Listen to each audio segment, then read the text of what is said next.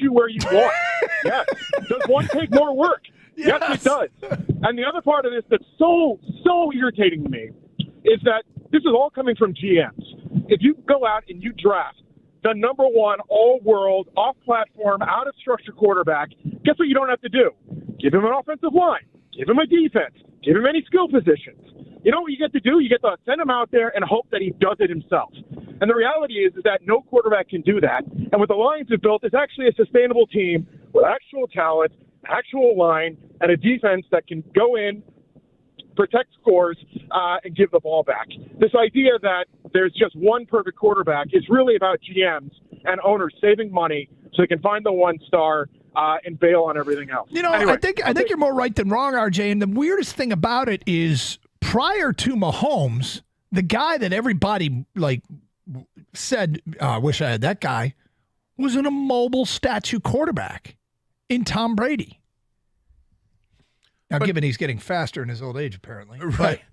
But I mean, Tom Brady there's a reason he's the GOAT. But there have been other guys, Peyton Manning, another immobile guy. Yep. You know, there were two of the greatest ever are incredibly immobile, but they saw the game differently. And what they had above the shoulders was elite. Now, let's also back up here because, Gator, we've gotten to know Jared Goff pretty well over the year. I mean, look, as much as we can. It's not like we're hanging out with him on the weekends. There was that one golf trip, but other than that. We've gotten to know him a little bit, right? Right. A little bit. Just a little.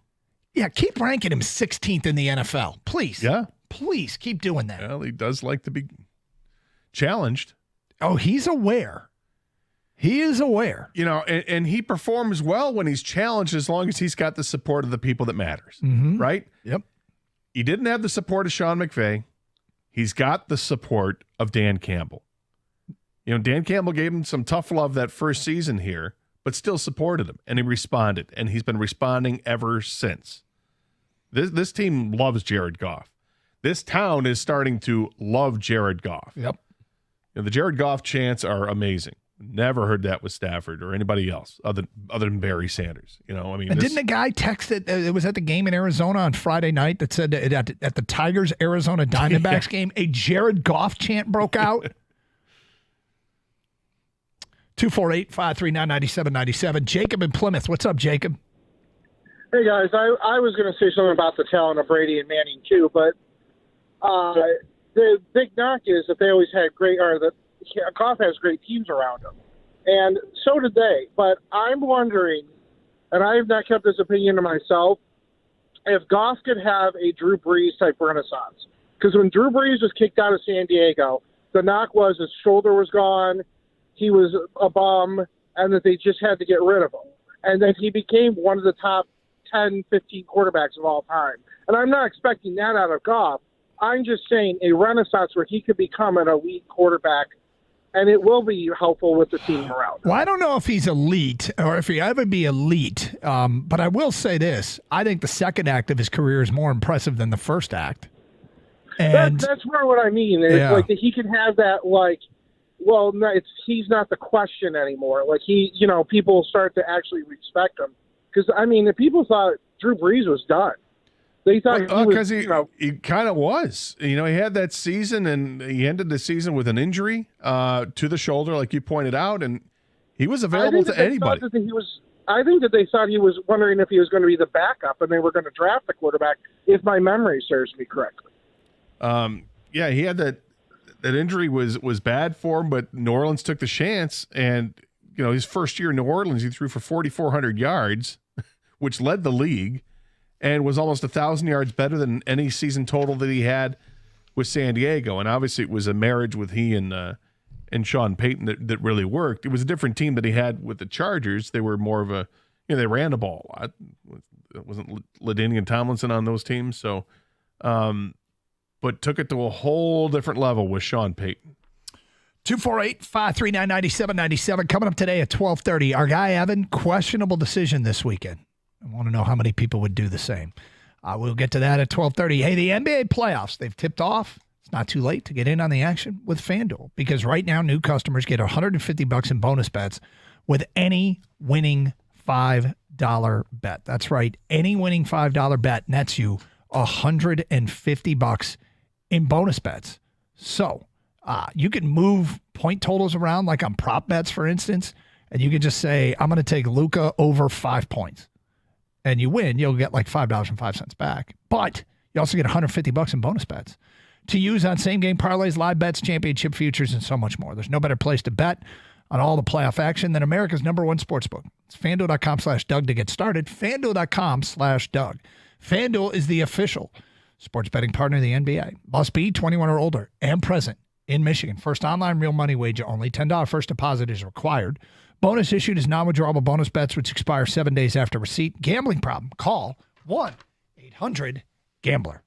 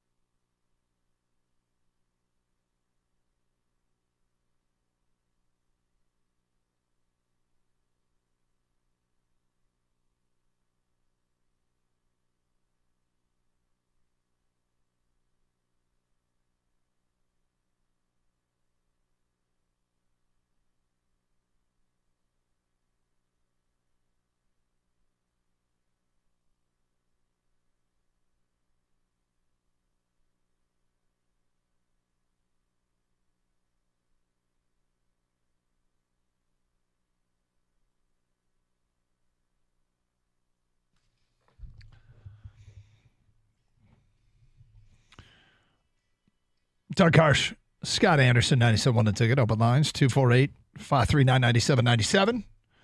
Let's go to Sheldon. You're on 97.1 The Ticket. Hi, Sheldon.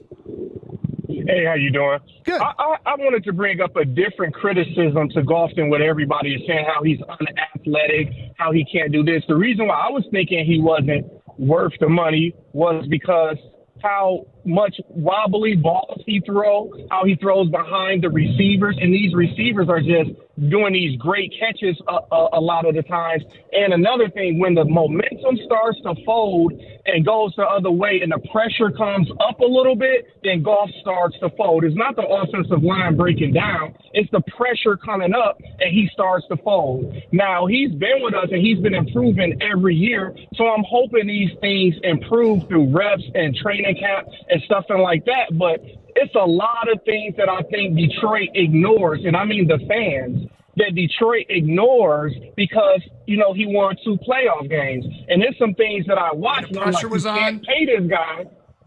Yes, go ahead. When the pressure was on and he won the playoff games?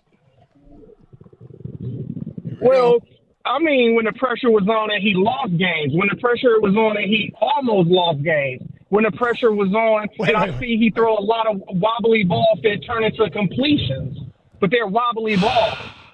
I would say this: he does throw an ugly pass, and I think we've even talked to him about it, and he's admitted it. But you know what the ugly pass does?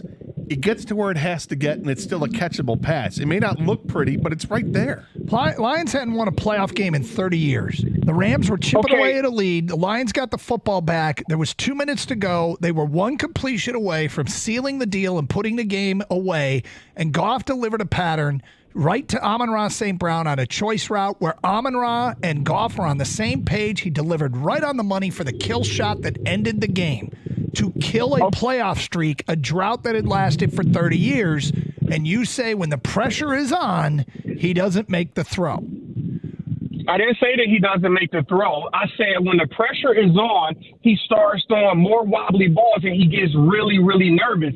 And it was a couple games where he did that, where the Lions could have came back. San Francisco when he delivered the ball right to Josh Reynolds on a crossing pattern right in the breadbasket and he dropped it. Or when he threw it over St. Brown's head and he threw it over the other receiver's head. He threw it over their head. It wasn't just those 2 incompletions that receiver dropped. Those two are big ones, though. Those 2 are big ones. I mean, the one was on 4th down, the other was on 3rd and 5 or whatever it was. It would have been 2 first downs. Those are 2 big plays that he made the play, then the receiver didn't. Before you hang up, this is what I really mean. What I really mean is Goff did do what it took to win the 2 playoff games. I'm not going to lie. He did what it takes. I'm just afraid of those things that I brought up going the opposite way this season or next season when we playing against better competition. Fair enough. Your concern is he doesn't throw that his pass is wobbly. And, yeah, his pass is wobbly at times, but you shouldn't care about it if it gets to the receiver on time. That's all that matters. Can a receiver catch the ball? Yes. Yes, he can. When they're playing against better competition, better than the teams that they would play like in the playoffs. When they play the really good teams, the ones that are too good for the playoffs.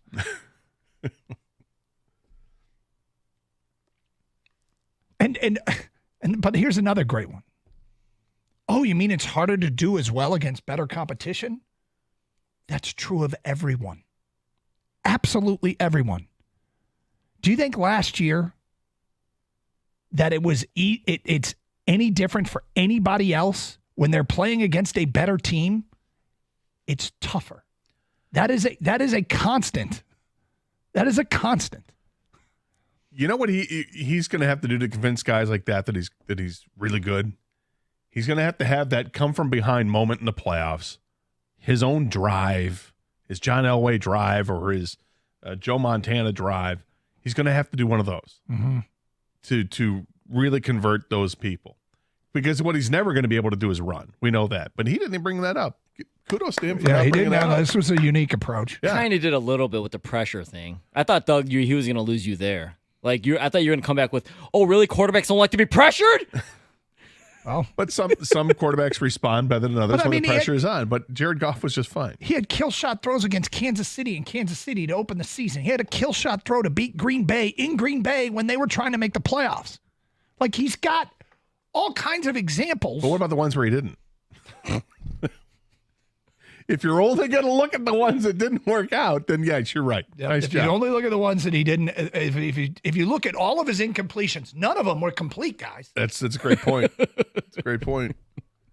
But does he throw a pretty pass? No, not typical. Not. I mean, he can, but it's not consistently pretty. That guy wants to see more of it, and I'm like, okay, I feel like he's holding him to like almost a perfect standard, which he's never going to achieve. But that's where I think the disconnect is between what he sees and what I see. I'll just leave it at that. Well, they only won the one. Right. I'm not going to say I'm more right or more wrong than him. I'm just saying we have a disconnect. Well, they only won the one playoff game, right? No, they won 2. Oh, there were 2. Yeah. Let's go to Greg. You're next on 97 a ticket in Detroit. Hello, Greg.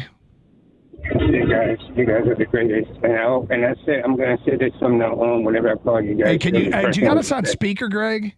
Sorry, it sounds kind of bad. There's a lot of background noise. I'm sorry. I'm at work. I'm in my truck. Is that better at all? A little bit, but go ahead. Is that better at all? That's better. Yes, go ahead. Okay, sorry about that. It was a working with a chat mistake. I always say that whenever I call you guys, I'm going to say this first. Thank you, Sheila. And then secondly, you guys have just an awesome show. I don't know how you guys do it without a script.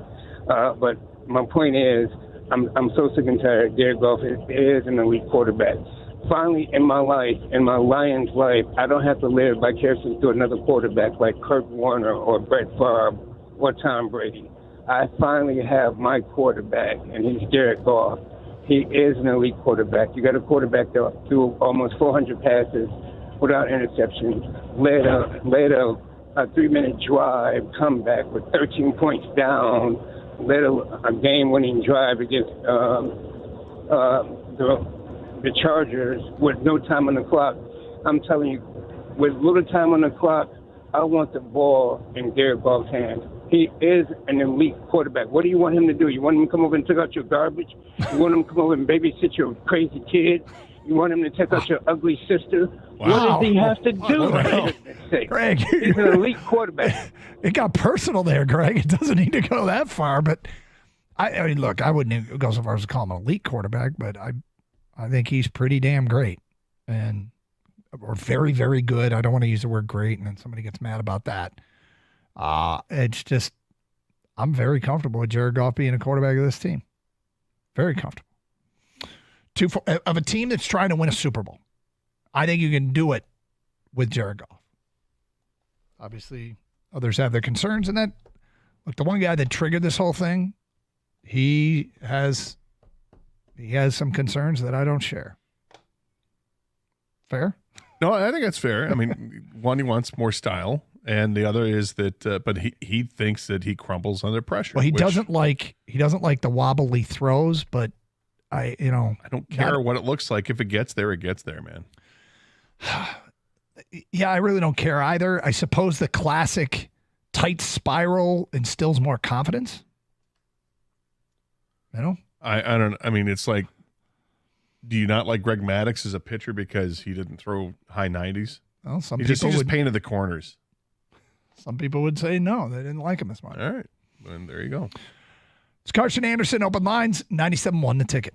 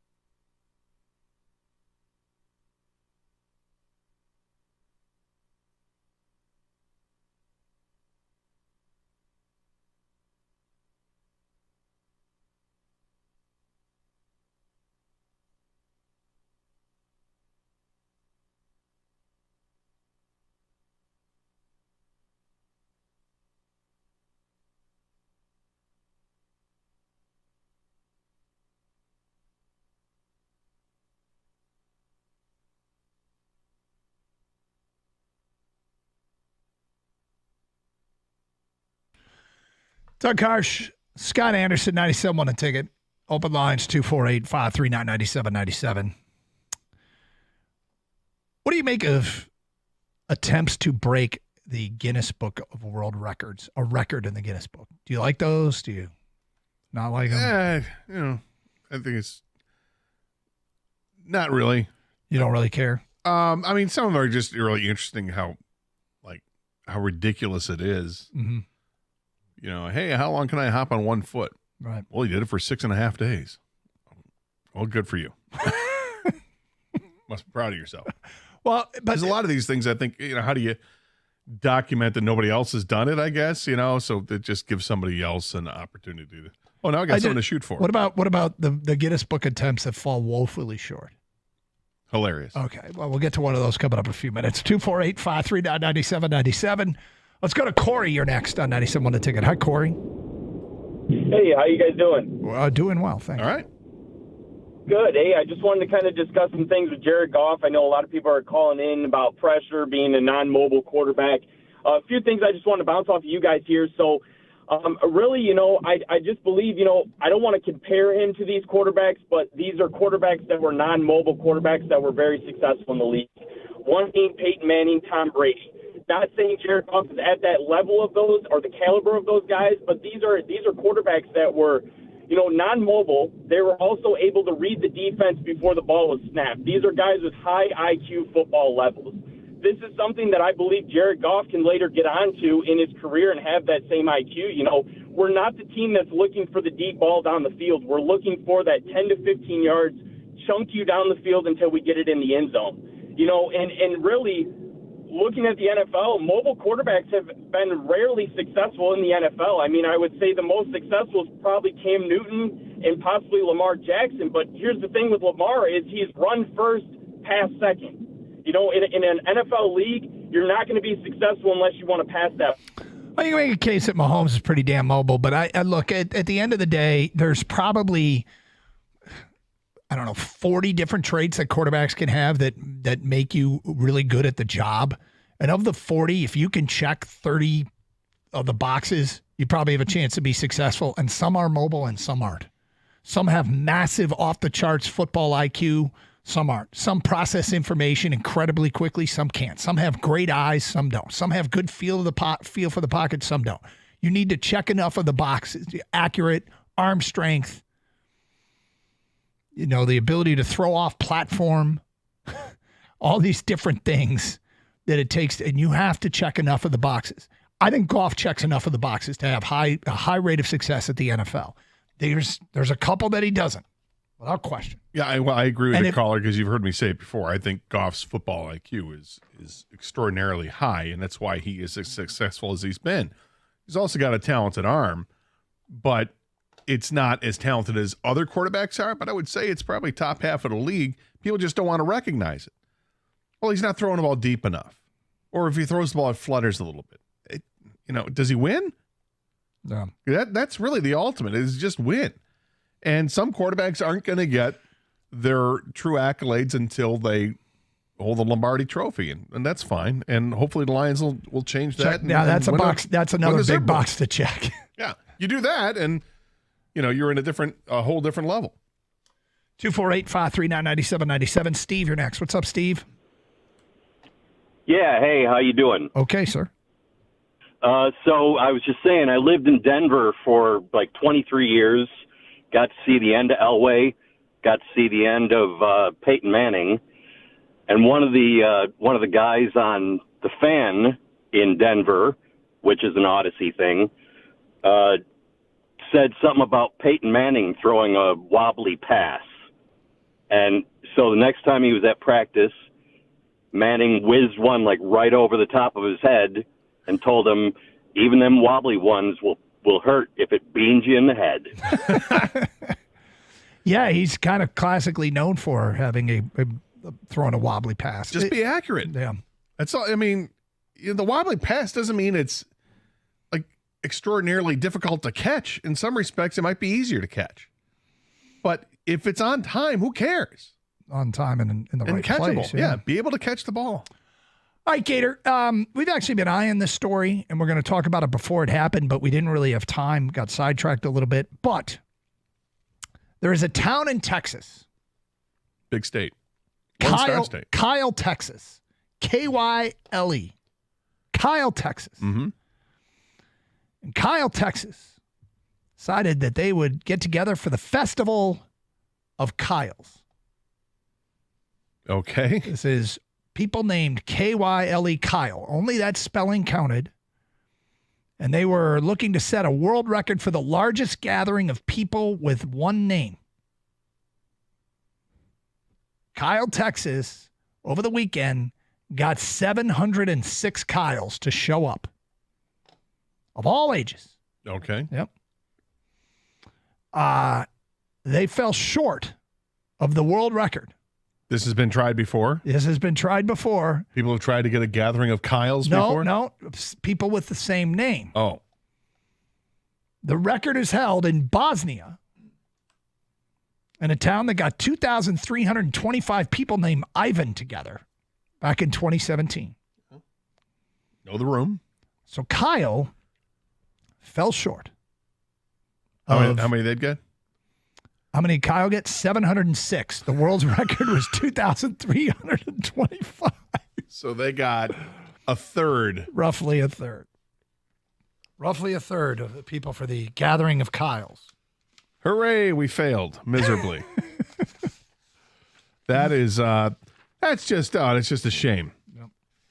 You know, maybe if there was a Dave, Texas? You think Dave would do better? I think Dave would do better. You know, like I said, you got to know the room. Like in Serbia, thinking Ivan's a pretty popular name. You got a lot of Ivans, yeah. Maybe somewhere even in the general vicinity, you know, people from all the Baltic states want to come out and be part of it. Well, how about this? Do you know how many male names in the most recent census data? Do you know how many male names ranked ahead of Kyle in the United States in 2023? In 2023, I'm going to guess that there's probably a couple hundred rank ahead of Kyle, at least. More than a couple hundred. Yeah. Wow. 1,000? There are 415 more popular names in the United States than Kyle. It's not the one I would've You know gone what they did? They went with a high degree of difficulty. Like it could have come with a Dave or a Steve or this day, Jack. What about Doug? Do we have numbers on Doug? There would be, I don't know where Doug would rank. Well, the city's name is Kyle, though. Yeah, that's the No, I thing. You get don't want it. to have a gathering of Daves in Kyle, Yeah. Texas. Although you could. Really, we're after a record. Maybe come with something other than Kyle's. Mm-hmm. Maybe involve the last name too. So here's the other thing. The incentives, all Kyles that participate will be given a free Kyle Fair t-shirt while supplies last. Oh, do they? I hope they have more than 700 T-shirts. Well, if they're aiming to break the record, I hope they had a record amount. I would have hoped they had like 2,500 ready to Yeah. go. Mm-hmm. Now, you know it's going to be funny. He's going to have all these extra T-shirts. Going to see kids in famine-stricken areas in the world wearing. I went to the Kyle Fest. Oh, no. It's like In the Congo, there's a kid named wearing a Yeah. Kyle shirt. Yeah, he's got a Kyle shirt next to another kid who's wearing the Cleveland Browns Super Bowl shirt. Yeah, right. Washington Huskies 2024 national champion shirt. Yeah. Oh, too soon? Oh. Things like that. Yeah. Yep. Gathering of Kyles. That's quite an obscure shirt you have there. Kyle Fest 2024. Yeah, you could keep them if you didn't put the date on them. Keep the shirts. We'll try again next year. Yeah, we'll keep making an effort. Yep. This is the city of Kyle's fifth attempt at breaking the record. In 2023, Kyle's came from all around the country. The largest gathering last year, they had 1,490. Half? This year, they got half as many to show up. You know what that tells me? Losing Stop momentum. doing it. 700 Kyle said this wasn't worth it. Right. Guys that even live in Kyle, Texas, named Kyle, are like, I'm going away this weekend. Yeah. I'm getting out of Dodge. I'm going to Midland. No, I'm going to Seantown. Doug, Texas. You know what they should? Honestly, here's the name to do, and tell me I'm wrong. Do it in Austin, Texas, for the name Austin. You'd have thousands of kids under the age of 20 that are named Austin. But tell me I'm wrong. Would Austin do better than Kyle? Well, I think Austin's probably a more fun place to go hang out. Well, there's that. Yeah. But would you think there's more Austins than hold on for a Kyles? sec. Kyle might be really close to Austin. If you mean like by the way, two guys that you know? Kyle's close to Kyle is just south of Austin. So you could go stay in Austin for the Kyle Fest. But, yes, Austin. I don't know if Austin's a more popular name than Kyle. Do you think it is? Gator thinks it is. Do I think the name is more popular? Yeah. Well, in 2021, 3,752 baby boys and 155 baby girls were named Austin in the United States. Oh, you get to cross over genders. Yes. That's a great point. Making it the 96th most popular name for boys and the 1,392 popular name for girls. So, yeah, I think you would have a much better opportunity to get Austins than you would Kyles. Well, people are texting in now. What about Gary, Indiana? Gary's. Oh, Gary's going to kill it. I don't think they do as well as Austin. The problem is, and I don't think Gary, Indiana draws a crowd. No, I don't think so. With all respect due to the Chamber of Commerce. Okay. We got sidetracked. We'll get to Evan's sketchy decision. Would you ever do this? We'll get to that today at 12:48. Hey, Twin Peaks has made a change for the summer to your favorite bourbons and brews. It's a sexy new twist. Officially starting tonight, it's tequilas and cerveza parties. Wednesdays all summer long, they'll be featuring a sampling of the best.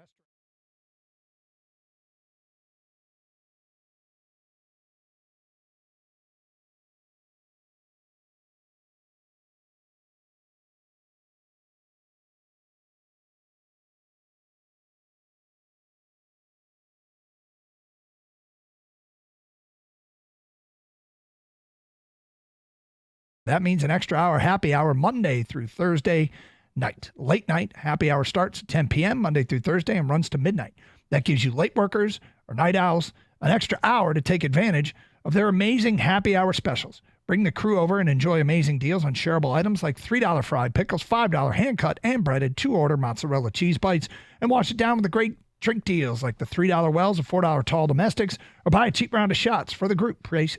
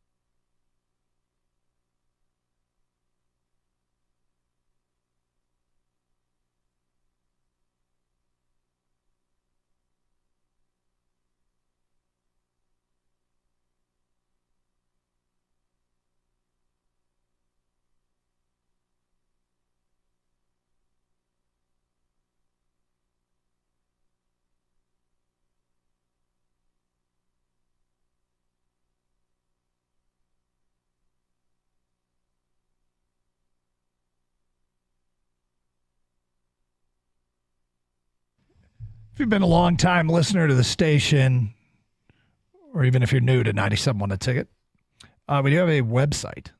It's 971theticket.com. The website is run by Evan Jenkins, who does a great job. And it is also a lot of content comes from the Birchie kid. We talk about him a lot. But they're part of the, behind the scenes guys here at the station. But we've had them both on the air on occasion. But anyway, Evan and his wife have a new baby. And this weekend, Gator, is what is being billed as the opening weekend at Mackinac Island. Everything opens up, and they're going. So, opening weekend, Memorial Day weekend. Yeah, this is the weekend everybody heads up north. Yep. So, first of all, how do you feel about going to Mackinac Island on opening weekend, a long holiday weekend, and as you put it, everybody goes up north? Well, I've never really spent a whole lot of time in Mackinac, so I can't speak to the experience there. People seem to really like it. Yep. If I were to do it, I think the plus of being at Mackinac is that it's once you're on the island, it's all inclusive. Basically, I mean, you're there, you're on the island. When I say all inclusive, I mean I was about to say stuff isn't free once you're there. Just a heads up for people who don't. But am I worried about traffic once I'm on the island? You shouldn't be worried about traffic once you're there. I guess because that's there is what I'm no saying. traffic. So once you're on Foot the traffic and bike traffic and horse traffic. Yes, but once you're on the island itself, you're there, right? It's not like if I were to go up to Petoskey for the weekend, and then I wanted to go golfing, and I have to drive to the golf course, I'm going to be stuck in traffic. It's just how it is, Or if you're up in any other place up north, you're having to go and drive somewhere. It's going to be troublesome. But when you're on the island, you don't have to worry about that. That's kind of cool. However, the traffic to get up to the island, the 4.5 hours it's going to take to drive up there, it's going to be a pain in the ass, depending on what time you leave. You have to plan this so well. I just hear opening weekend, and my first instinct, it doesn't matter what it is. And I guess it does matter what it is. Most of the times when I hear opening weekend, my first thought is, nope. Right. I'm not going to opening weekend at Cedar Point. Yeah, well, that I wouldn't do. I mean, you're just waiting in line for rides all day long. Wouldn't do that. But to go up north, like if I were to plan to go up north, it kind of feels like opening weekend up north. Well, it is. It is for the tour. I mean, for the tourists. But this is that opening weekend. This is when everything opens up. People want to get up there, and all the restaurants there, the bars are. People. This is their busy time. Mm-hmm. I would probably have taken off Thursday from work. Would take Thursday and Friday off of work, and then head up on Wednesday. Beat all that traffic, get up there, settle in, and then really enjoy it. Well, because if you're going to take off Friday after work, I got out of work early. Got out of work at noon. Yeah, so did everybody else. Mm-hmm. Good luck on 75 North. Well, and then there's the whole coming back Monday. Well, then you have to decide when do you want to come back. You're going to come back on Monday? Do you come back on Sunday? Do you leave it Sunday night? Do you get up at 6 a.m. Monday? Do you wait till 10 p.m. Monday? Do you do Tuesday at 5 a.m.? But you're on the island, aren't you? Beholden to the ferry schedule. Yeah, that's different than up north. Yeah, you're beholden to ferry schedules. So one of the reasons I want to bring this up is I do want to know for people, have you ever done opening weekend anywhere and come away with never again? Oh, hell no. Yep, never again. Because the truth is, Evan does this every year. This is part of their tradition, is they go to opening weekend in Mackinac Island every year. On Mackinac Island every year. So obviously they like it. Mm-hmm. Now, they'll go up, I think they're going up either tomorrow or Friday, and Friday early. But I think maybe he said tomorrow, and they'll come back Sunday. And I said, all right, what's it like, say, Saturday? And he goes, it's a madhouse. But they still like it. And that doesn't mean there's any reason not to like it. It might be great. Well, this year is different, though, because you mentioned the baby. Yeah. They're bringing their very young infant child, newborn baby. Now it's really a tradition. It's a game changer. No, the trips are different when you involve small children. They don't bring the dogs, too, right? No. No. Like you're hoping the baby is able to sleep in a new environment. You know, I know they're bringing like their bassinet or whatever they're bringing with it, but Well, like a kid been in a car for 4.5 hours straight. I doubt that. She should be okay, but you never know though. First times you just don't know for sure. We're going to definitely have to circle back next week with Evan and find out how it went.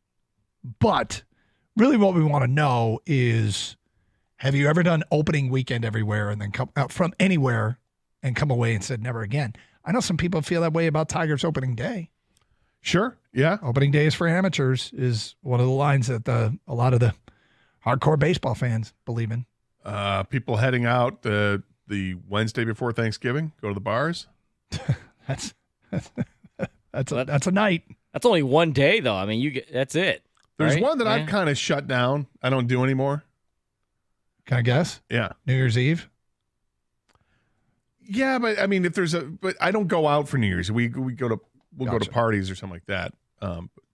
But no, it's not New Year's Eve. Okay. It's the opposite opening day. It's farewell stuff. Farewell tours. Yeah. No. It is St. Patrick's Day. Oh, you're done with that. I'm kind of done with that. Yeah. Don't need to go out to the bar on St. Patrick's Day and be in a jam-packed situation. The green beer, the guy that's been there drunk for 7 straight hours. Yep. Don't need any of that. Yep. I'm past that in my life. 248-539-9797. Larry, you're on 97.1 A Ticket. Hi, Larry. Hey guys, how you doing? Good. This does not qualify for your up north routine, but it would be one of people coming over and say we came because we want to go to Disney on Christmas Day. Worst thing, I felt like we were all in a cattle herd being poked with those cattle prods to move along. Never do it again, but guess what? Since we were in California at the time, everybody here wants to go to Disney. So instead of going out to Florida, they come and see us in California. And 3 times it happened. And it was mother of God, we got to do this again. All right, so obviously took me a minute to figure out. You're in California. You're obviously in California, and you say people come visit you and want to go to Disney on Christmas Day. Yes. I wouldn't have picked that Christmas Day was going to be a busy day for Disney, but apparently Mother it is. of God, are you kidding me? What I know? I don't live there. Yeah. Well, okay. No, I don't either. I'm here in Michigan, but I'm saying when we lived out there, our Michigan people came to visit us, and we decided we're going to come on Christmas because we got to go to Disney. Okay. 3 times. All right. Anyway, just wanted to share it. Thank you. So apparently no-go Disney on Christmas Day. No, I was confused as hell through the majority of that call, but apparently Christmas Day and I would not have expected it, would you? First of all, I would have thought it was closed on Christmas Day. Can you imagine having to work Christmas Day, be goofy? Oh, that would what do you want? You're tall. You're going to have to, but... You are tall, Doug. Yeah. You'd say I would be goofy on Christmas Day? Saying if you had to work... Out of the 3 of us, I think Doug would be goofy. Yeah, the 3 of us, you're going to be goofy. Yeah. All right, sure, I'm goofy. What are you 2? I might be Donald Duck. I can see that. I mean, I'm not gonna say Mickey. No, that's not me. I'm not Mickey, but I could be Donald. All right, Donald. But would there be something worse than working Christmas Day at a theme park and have to be dressed up in that outfit? That would suck. Yes. Opening day. Evan is going to Mackinac Island this weekend, long holiday weekend. It's touted as opening day. What is the opening day experience where you went to and came away saying never again? 248-539-9797. Phone calls, feedback. Hey, we got Tiger baseball this afternoon. It starts just after 2 in Kansas City. You're on 97.1 The Ticket.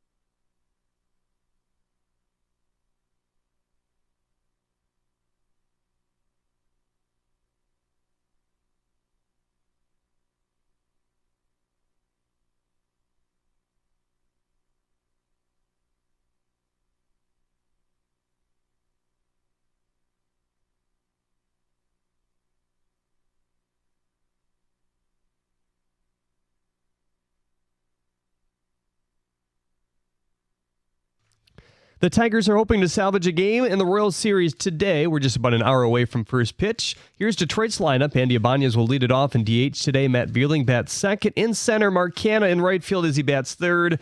Green, Urshela, Torkelson in the middle. It's Colt Keith, Javi Baez, and Jake Rogers rounding it out. The lefty ace, Tarek Skubal, gets the start for the Tigers. Cole Reagans, the ace for the Royals, starts for them as well. Skubal had the following to say about him earlier in the week. Quote, he throws hard. He's got good spin. He's got good feel. He's got a good changeup. It's way off his heater. He competes. He looks always in competition mode out there. Nothing but respect in that aspect. He's really good, end quote. Reagans holds a 3.70 ERA through 10 outings. Pre-game coverage begins at 1:45 right here on 97.1 The Ticket. Matt Manning will in fact stick in the big leagues for at least one more start Friday. Maeda is eligible to come off the IL as soon as tomorrow. He looks strong in his one rehab start on Sunday. A.J. Hinch says they want to wait until his bullpen to reevaluate where he's at. Reese Olson also expected to make his start on time after being hit by a liner the other day. Michigan baseball begins their Big Ten tournament run against Iowa today at 3 p.m. The tournament is being held in Omaha. Also, the NFL announced that the 2026 draft will be hosted by Pittsburgh. At the Corwell Health Sports Desk, I'm Jeremy Otto. For more, go to 97.1 The Ticket or Odyssey.com.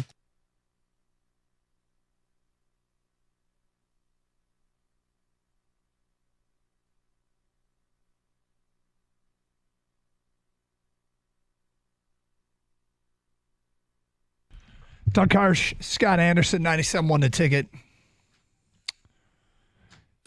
You know, we'll get to some of your feedback here in a second. There's challenges of being a parent, and I feel like in many ways I am helping Kang preview some of what he has in his future. Do you keep your trash in the kitchen? Do you have like a pull-out trash can thing? No. You don't. Well, you might experience this anyway. So we have one of those things that it appears to be like a cupboard, but it's a drawer. You pull it out, and they're trash and recycle. Trash is in the front, recycle's in the back. I have that. Okay, great. So you can relate to what I'm talking about. So we have had all the kids at home like the last month. I can guess where this is going. Go ahead. I got home yesterday, and I went to open that. All right, to throw something away, and it wouldn't open. Yeah. And I looked down, and there was trash falling out the sides of what I could get open. Mm-hmm. I had to kind of reach in and put my hand in the trash and push the trash down, and I could pull it open until I got to the second receptacle, which was the recycle. When I got to that, it wouldn't go any further again, so I had to reach under and start pushing down, and that didn't work, so I had to maneuver and start pulling empty water bottles and an empty milk crate and a cereal box. The amount of effort that it took them to pile everything up, then push it all down to then close where the trash and recycle went, the drawer that it goes into, or the pull-out cupboard, or whatever it's called. Gator, it would have been so much easier to literally take the trash and the recycle out. No. That's not how it works. That's not happening. That's not how it works. That is not happening. No, how it works is it's like Jenga. When if you can, it's the opposite of Jenga, right? Jenga is you pull pieces out and you hope that you leave it for the next person to pull the piece out and it collapses on them, right? Yep. This is what they're doing. They're going to keep pushing it down, the trash down. Yep. As long as they can shut that door, that drawer. If they can find a way to get it shut, and then they walk away. That's the next person's problem. Yep. They're like, well, I mean, I was able to, I don't know why you couldn't open it up. I opened it up and I was able to close it. That's on you.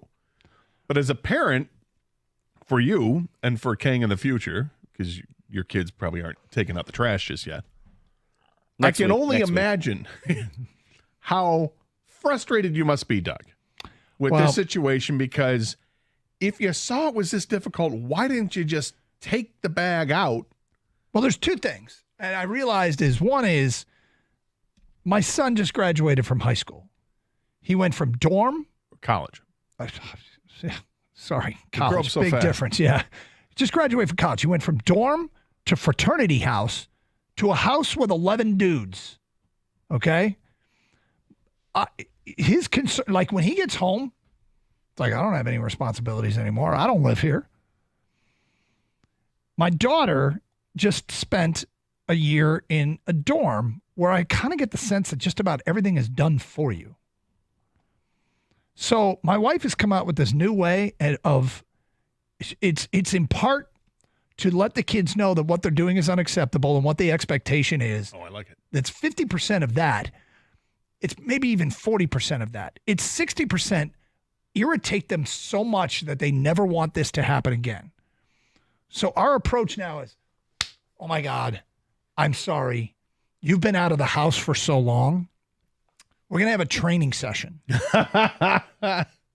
And so you gather the kids together, you make them all come into the kitchen, and then you, in excruciatingly painful detail, teach them how to take the trash out of the trash bag out, how to walk it to the garage. Come on, come with me. Here's how we come do with this. me. Walk here. Okay, then we go through. Now we open up the lid of the trash. We put the trash in the lid of the trash receptacle. Then we close the lid. Now we walk back. Are we Let's done? walk back in. No, we're not Oh, done. we're not done. Now we have to go get another trash bag, which are kept right here. Oh. And here, I'm going to have you try it. You peel the bag out. Now rip it along the perforation. Okay. Get some air in it. So you know, and I mean, we're going to have training sessions that are so excruciatingly annoying that they won't want to do it again. It's going to go over really well. That's the approach. Well, it's like when they'd fight. When they were in high school and they would fight. You remember what I used to do to them then? I told you about this. All right, you two go into a room and don't come out until you've resolved your differences. I'm not going to get involved. It's your issue. You two go in. Don't come out. You cannot come out until you've resolved. So go reach an agreement on this and stay in there until you reach an agreement. Now, at the beginning, they'd be in there forever. After a while, like, we reached an agreement. I admitted I was wrong. And I'm like, That all right, worked. that was a quality 30 seconds you spent together. Look at that. That's parenting working. Yes, it worked. Or they just lied to you. Of course Just to they get out. lied to me. but Yeah, they're- that's but- exactly it. But they're no longer fighting in Yeah, front they're of no them. longer Well, in fighting. front It's of them. over. Yeah. Right, exactly. He doesn't have to hear it. That's all Doug cared about was, I don't want to hear it. I don't want to have any part to do with this. You guys are being idiots. Go solve it yourself. And they realized they were being idiots because they would just let it go. I like the kind of somewhat, it's not really passive aggressive. It's just the It kinda dumbing. is. It's the dumbing down of the whole thing. Like, oh, we're going to have to explain this to you. Mm-hmm. There's a Saturday Night Live skit years ago with Will Ferrell, and he's looking at his dog, and the dog is just lying on the couch, and he's like, oh no, don't get up. Just stay there. You've done so much all day long. I know. We just did it with laundry. We went through the laundry retraining. So anyway, suffice to say, this is our approach. Well, And it's then they go away and you miss them. Then you're like, God, I miss the kids. So anyway. You don't want them ever to leave? Nope. Yesterday I was dealing with the trash issues. I mean, you talk about stuffing 25 gallons of trash into a 20-gallon bag, and got it done, man. It's more like probably like 8 gallons of trash in a 6-gallon bag, but whatever. The other part that's really fun about that is when they keep tamping it down, and you get the 25 and a 20 and somehow make it fit.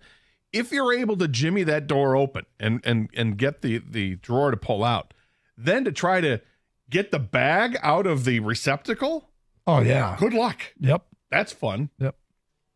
They don't feel ownership of their house, Doug, because Not it's at your all. house. Do you know No. what I'm saying? Yep. So, like, have you ever seen these reels and memes and things on Instagram? Like, as soon as their kids get old enough to have their own houses, they're going back to their house, their kid's house, the parents are, and they're going to do everything that they did to them when they were Can't wait. kids, leaving Can't lights wait. on, turning on the water. You know what I mean? Opening the fridge, like everything, overstuffing the garbage.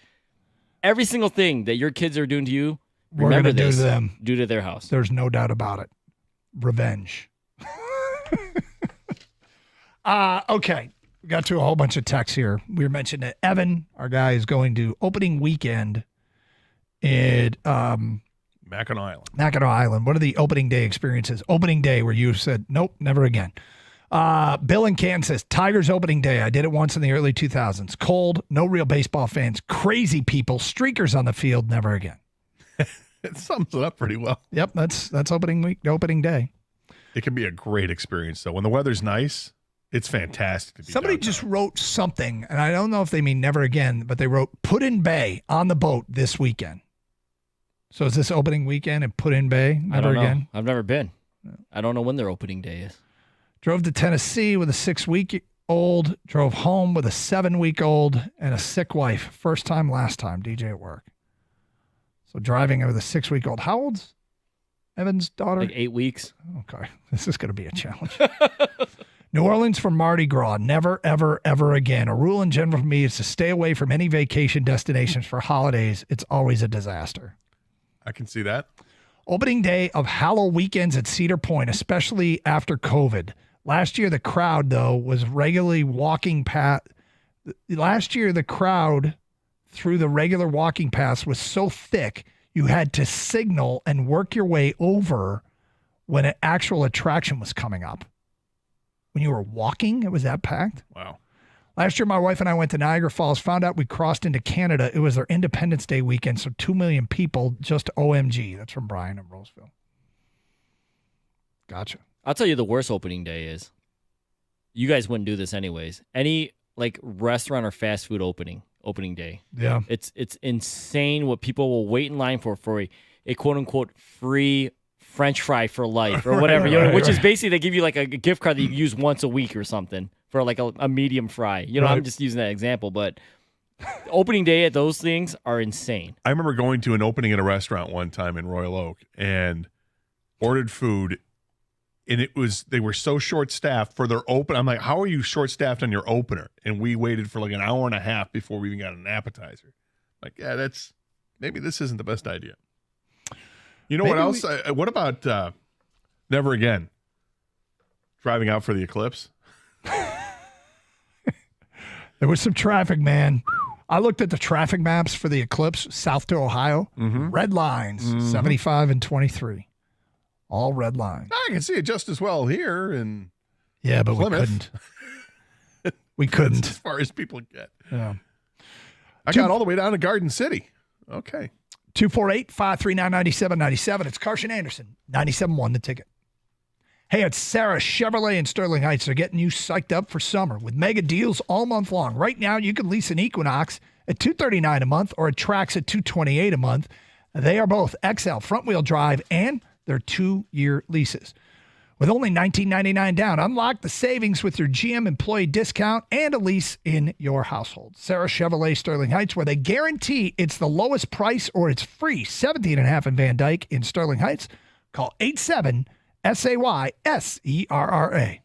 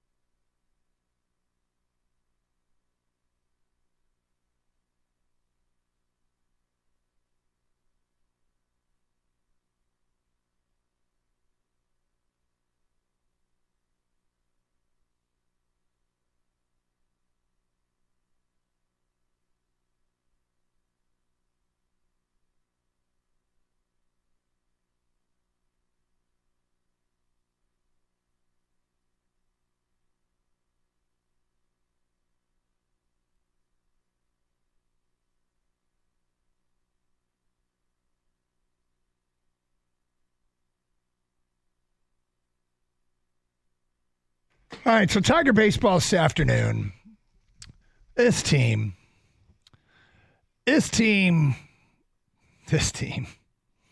So last night they get smoked again in Kansas City. Casey Mize, who's at least he's healthy. All right. The low bar we talked about at the beginning of the year was give us 30 starts.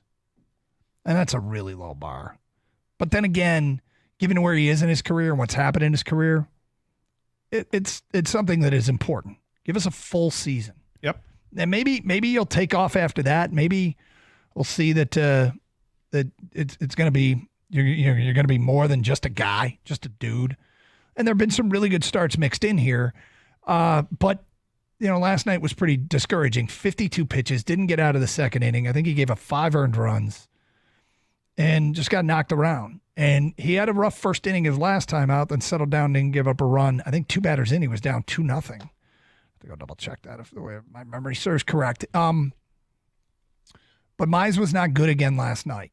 Now, they only scored 3 runs again last night, which has kind of been a pattern. Really, they exploded those couple of games in Arizona, and then it's been 4-3-3 the last few games, which, I mean, you can win a lot of games if you have elite show up every time pitching, starting to relief pitching. But they've been pitching pretty well as it's come back to earth a little bit. The formula of get 3 of the 4 right, starting pitching, bullpen, fielding, and hitting. I mean, base running is probably a big part of it too, but that's more of a subtlety of the game that you should get right almost every time. But the point is, they're taking on water. They're frustrating the fan base. It's the thing about baseball is that, and it's weird with this team, I feel like the losses do more damage than the wins do in terms of encouraging people. And they're a long way to go. Baseball seasons are so long.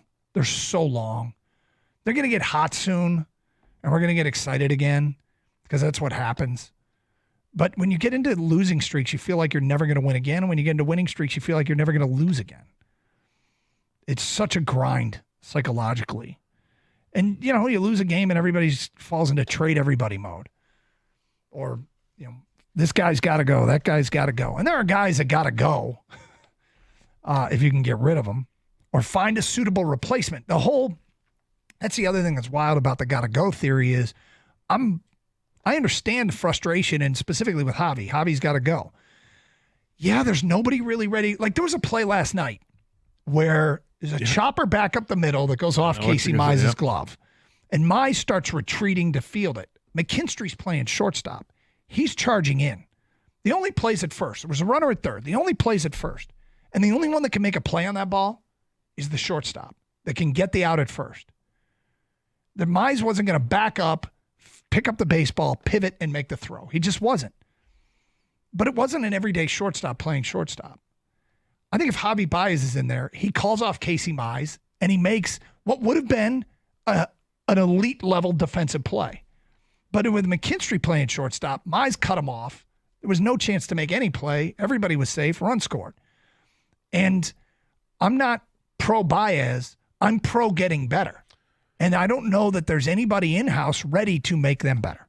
Right. And I think even on that play, you could say if Mize had made the play, if he had fielded it cleanly, then he probably saves the run. Probably gets the guy out. No, I agree with that. But he didn't. And there was another play also where a ball was batted up the middle, and McKinstry's running over to get it and just can't get there because he's not a very good shortstop. Baez would have gotten there. I have no doubt about it. And whether or not he makes the throw, that's up for debate. But to the point, they don't have the guy. The best guy they got in the system right now at shortstop is playing at low A ball in the Florida State League. In McGonigal. And he's a high school guy that got in the same draft with Max Clark. They were drafted 1-2, both high school guys, and they're hitting 1 and 2 in Lakeland right now. McGonigal's killing it. He's hitting like 326. He's got over a 900 with his OPS, and he's stealing bases, and he's playing well enough defensively, I guess.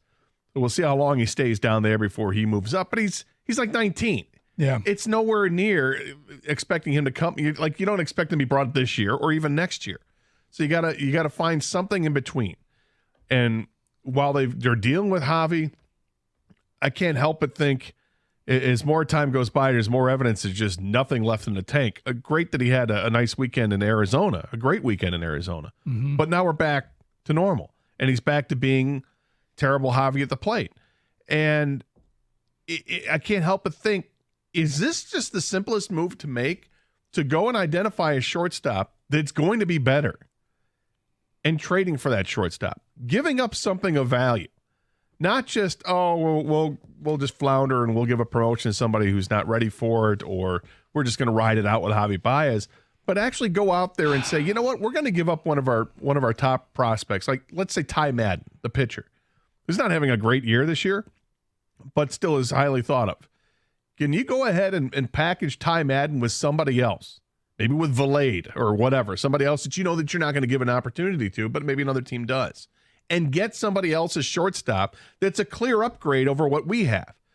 Not asking for the second coming of Cal Ripken here at short, just want somebody that's better than Javi Baez. I'll state for the record, I don't think there's any value in Valade in the trade market, even as I'm a just throw-in. throwing out other names. Even as a throw-in. But at the end of the day, if they're going to reach a breaking point with him, but until they have another option, he's going to play. He's just going to play because of what they're paying him and no other options.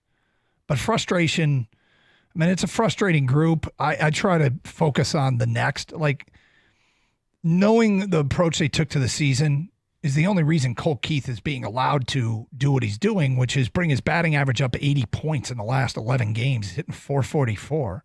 And on a team that was trying to compete, he wouldn't get that opportunity. We know what they are. They're not necessarily trying to compete right here, right now. Now, if they happen to compete, maybe they'll shift gears and add a little gas at the trade deadline. That seems unlikely.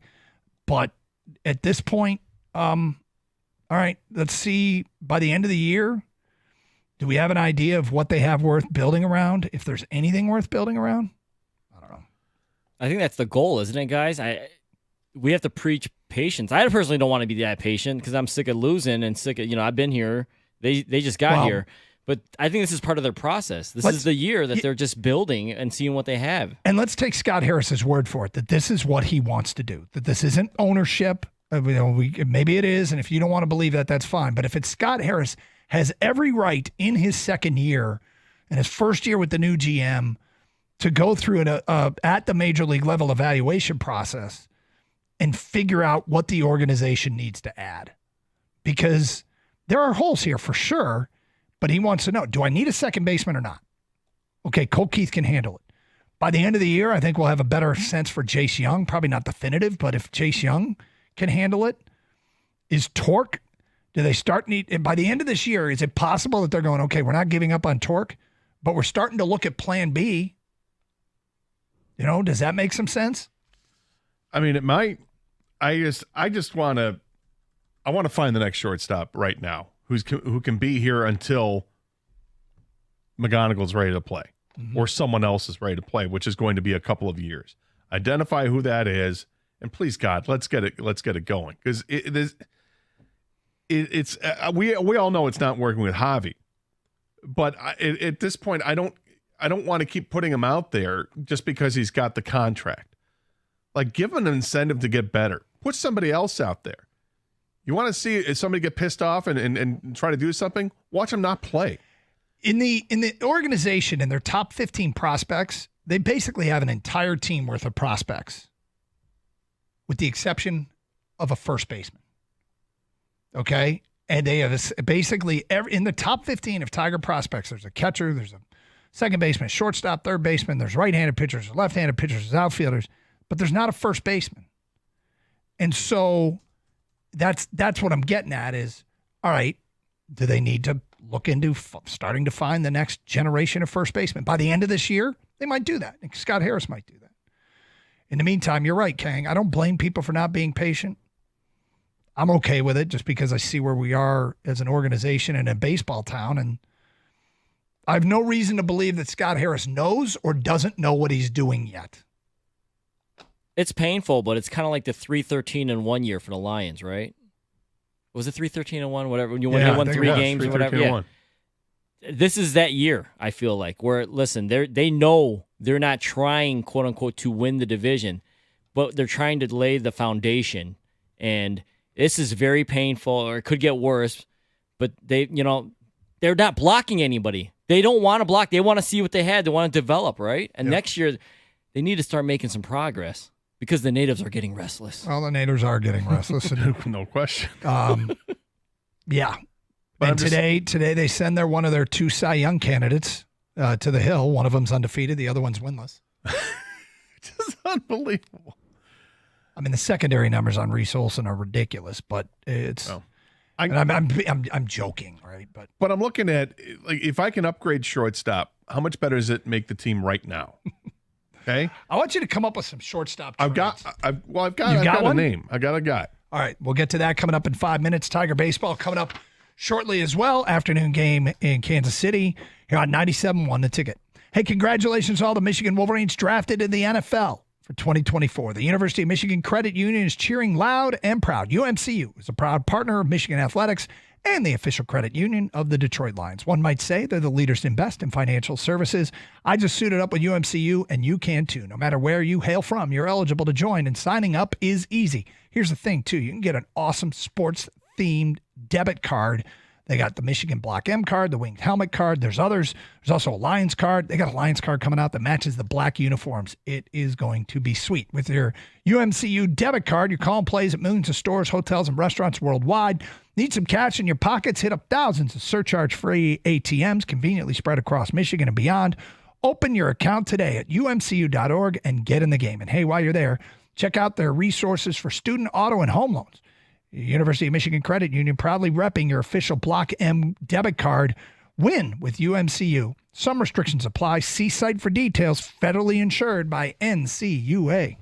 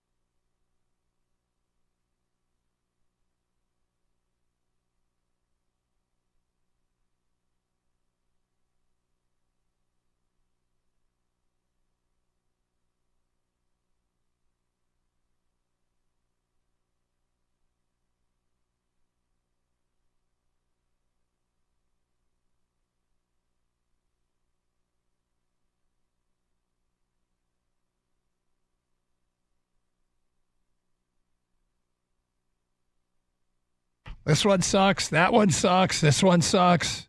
Gators looking for shortstops. He's getting frustrated during the break. That guy sucks. Because I got a guy who is going to be a free agent after the season. Mm-hmm. Okay? Yep. The problem is he's playing on a team that's in first place in the National League. Yeah, that's a tough thing. It's tough, but if you offer that team something that they lack, which is starting pitching, would they bite? And also, this team is a team that is not known for spending money. They're one of those smaller market teams that is allergic to spending money. And this player right now is costing him, this is the last season of his deal, and he's making over $12 million this year. So they could save $6, $7, $8 million if they trade him. The player is a former Tiger. The player is a guy who never played for the Tigers, but the Tigers traded, and that's Willy Adames, who's playing with Milwaukee right now. And it's a guy looking at fine enough defensively, offensively, that's where the upside is. And he's not having a great year, but he's having a hell of a lot better year than Javi Baez. Hitting .231 with a .727 OPS. He's got 7 homers and 30 RBIs. The previous 3 seasons, he had 20, 31, and 24 home runs. The previous 3 seasons, his OPS was 886, 756, and 717, and this year it's up to 727. Would Milwaukee bite? Would they want to save some salary?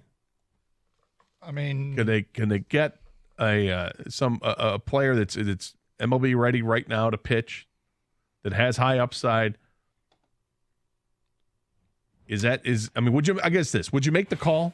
Yeah, I mean, I'd start looking at possibilities. You know me with the Bo Bichette theory. It's a player that's due a contract soon. He's not having a great year. Toronto's in last place. He looked like he was trending to being their shortstop, but he's 26 years old. He's hit his entire career. He's not hitting this year with a contract due. Are they in a we'll take your torque and pitching prospect for Bo Bichette and hope that we can find with your prospect what you couldn't, and we'll give you our guy who's disappointing us right now? It's probably too early in this season to say Bo Bichette is, but there were articles in the offseason about Toronto maybe considering trading Bo Bichette, 26-year-old shortstop. So yeah, and his numbers are down considerably. Yep. But that between a contract being due and his numbers being down, you know, that there's do you say we're gonna make a run at that guy? I don't know how interested Toronto, what their organizational strengths are, but it feels like the Tigers got, I'm not gonna say an abundance of starting pitching, but they've got pitching prospects. Yeah, and the free agent market for shortstops next year is slim pickings. There ain't much. Willy Adames is the best of the bunch. Is he? Yeah. There just isn't a whole lot there. So if you can make a move now, go ahead and try that. Yep. I mean, I'm open to try it. Look, now, we're spitballing ideas here, but exactly. Because it's a position where I think if you instantly get the upgrade, think how much better it is for the team. Yeah. I mean, you're subbing out a guy who is a complete non-factor on the team and bringing in somebody who is even just major league average is going to be much better for them. Yep. So we're spitballing stuff. We're looking for stuff. I want it to be better. I want to root hard for this team and see it pay off. The fact that they're still in the hunt for a wild card spot. I mean, I realize it's still early in the year. It's the 22nd of May, but it doesn't seem like it's that crazy of an idea to see this team still competing for it. The whole wild card thing, like, I understand that fans are like, there's no way this team's going to be a wild card. Have you watched them play? Yeah, got it. But if I'm in the organization, I'm not wired that way. If I'm in the organization, I'm out there trying to figure out, A, how much better can we get this year within reason. And I'm not trying to give up. I'm trying to fix the problems. But, bottom line is I still think they got playoff caliber pitching in spite of recent struggles by some guys. Still like the pitching a lot. And I love the pitching prospects. I mean, if you want to go big, there'd be a market for Jackson Jobe. Oh, yeah, of ESPN, course. look, it was Baseball America that when Skeens got called up, Jackson Jobe became the top-rated pitching prospect in the game. Now ESPN came out with their list today. He's the top-ranked pitching prospect in the game. It's their updated top 50 prospects. Jackson Jobe, I think, is 7th in the game, but the top pitching prospect. So if you took that to the open market, you do some work. Now, does that mean he's untradeable? You could take that approach too. Well, yeah, and people are looking at Skubal in the same kind of vein. Think what you can get for Skubal. I don't want to move Skubal. And of course, you don't want to move anybody. You're hoping you've got it. Well, you don't want to move anybody, but you also But you got to be realistic about things. If you're trying to get some value back, you don't say, "Hey, we've got junk to offer. Can we get your good prospect?" Right. That's not how this works. No, you have to give up something. But fortunately, the Tigers do have prospects they're finally starting to flood the top 100 of all of Major League Baseball. Now they've got like a handful of guys that fit that bill, so it's good to see. Well, the guy you mentioned earlier, McGonigal, the shortstop, is debuted on this list at number 50 today in Major League Baseball. So, like I said, he's having a heck of a season right now in Lakeland. We'll see what it leads to. Probably nothing. Well, Meanwhile, Skubal goes today, which is always fun. Boy, has this guy turned into Justin Verlander in terms of, hey, you got to watch the start. Anything can happen. No. Hey, you got to listen to the start. Oh, sorry. Yeah, you got to listen to the start. Right here on 97.1 The Ticket. Yep. Because he's pitching so well that it's like I don't want to miss a start, and yet it's also it's almost like there's never a threat of a no hitter anymore because guys they're not allowed to go past a certain pitch count. Well, there's always a threat of no hitter because nobody can hit anymore. Well, right. But it's usually a combined no hitter. Yeah, but if you've got 100 pitches after 7 innings, it's like, all right, we'll take you out. Are you guys worried? I mean, we don't know yet because Scott Harris is so new here, but there's presumptions out there by ownership or whatever. They'll spend money or not. You guys love Skubal. You don't want to trade him? Then you're going to have to pay him. Are you worried about the ownership stepping up and paying him? Not yet. I'm not. I know it's common. I know it's a lot of people buy into it. I'd pay him right now. It's going to cost a lot now or later. It'll cost more if you wait till he's a free agent to pay him. Then you've got a couple of arbitration years that you can pay him. So put those into the contract. You spread it out over 8 years, and you can get him a heck of a lot cheaper than if you wait 2 years until he hits free agency. And then what? Now you're looking at $40 million a year plus. If he still is what he is, what you think he's going to be, you get him now. Can you get an $8 million or an 8 year, $25 to $30 million a year deal done? Maybe. But I'd be in contact with his agent. Unfortunately, his agent Scott Boras. But yeah, I would. I'd want to lock him up. You guys comfortable paying him $30+ million? I am. It's not my money. I think it would go a long way with the fan base if they did something like that. Yeah, to commit to a player again that's worth committing to. If you talk about like secondary numbers, Skubal's walks and hits per innings pitched is the best in baseball among starting pitchers. His batting average against, the third best in baseball among starting pitchers. Like he's got a top 10 strikeout rate in Major League Baseball. He's doing so many things that are necessary to be a dominant starter and be worth all the money. But yeah, if you want to make a PR move, I don't think anybody would argue it from a baseball perspective unless you wanted to trade him. Unless you think the best move is to trade him, the Tigers organization could really curry a lot of favor with the fan base by locking up Skubal to a monster contract right now. A contract that is requisite of a player that's doing what he's doing and a belief that he will continue to do it and that you want him to be here. Because right now, I mean, I understand the erosion of faith from the fan base over ownership. I don't subscribe to it, but I understand why some people feel that way. Now, I'm not as confident as I was a year ago, but Tiger baseball coming up this afternoon, so stick with us. You can always hear Tiger games right here on 97.1 The Ticket. Stay safe, everybody, and treat each other with respect.